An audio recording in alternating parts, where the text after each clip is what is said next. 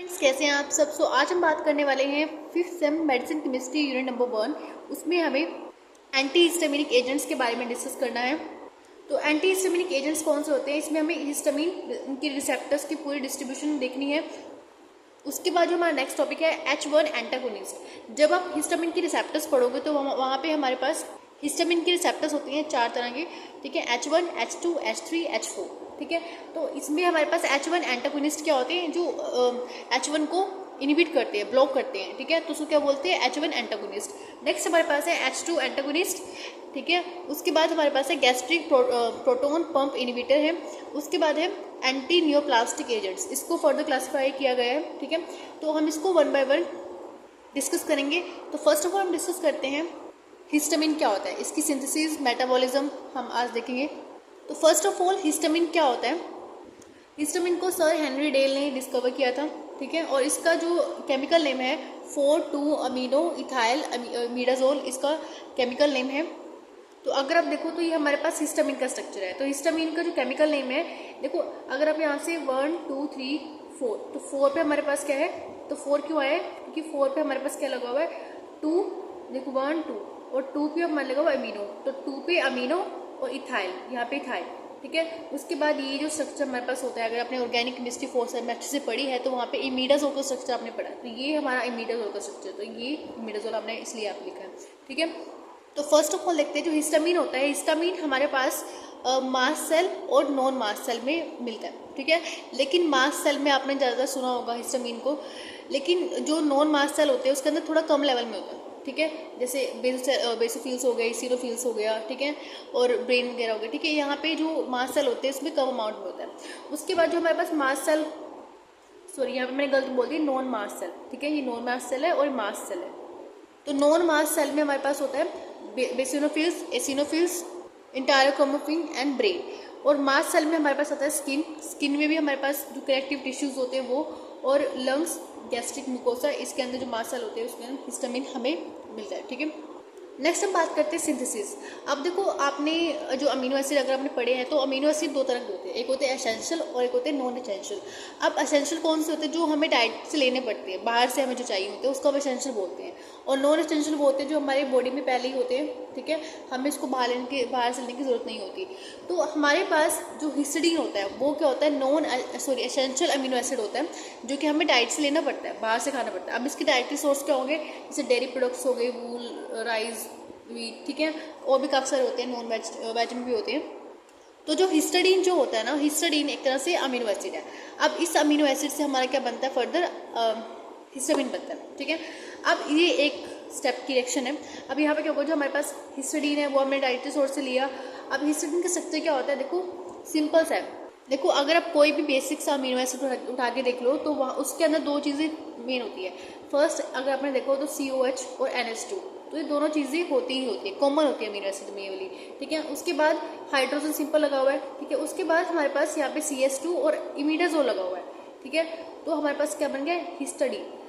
उसके बाद अगर आप हिस्टाडीन के अंदर हिस्टाडीन डी कार्बोक्सिलेज कराओगे तो इसमें क्या होगा, यानी जो यहाँ पे जो डाई कार्बोक्साइड जो है यहाँ से रिलीज होगा, तो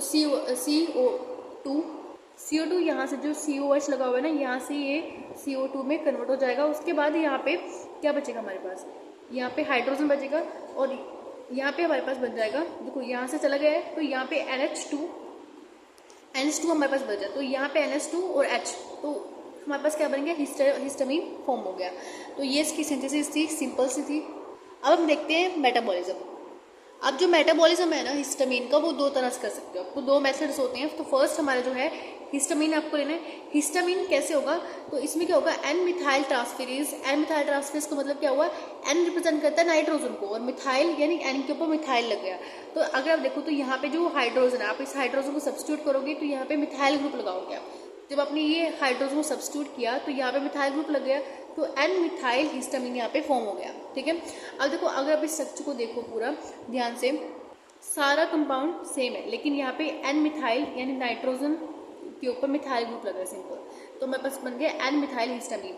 नेक्स्ट हमारे पास जो मेथड है ये थोड़ा बड़ा मेथड है, ठीक है, इसमें काफ़ी सारे स्टेप्स इन्वॉल्व है। तो इसमें क्या होगा, जो हिस्टामिन है, हिस्टामिन में हमें diamine oxide oxidase first step में हमें करना होता है। इसमें क्या होता है, ऑक्सीडेटिव जो डीअमाइनेशन होता है, डीअमाइनेशन यानी अमाइन ग्रुप को हटाना।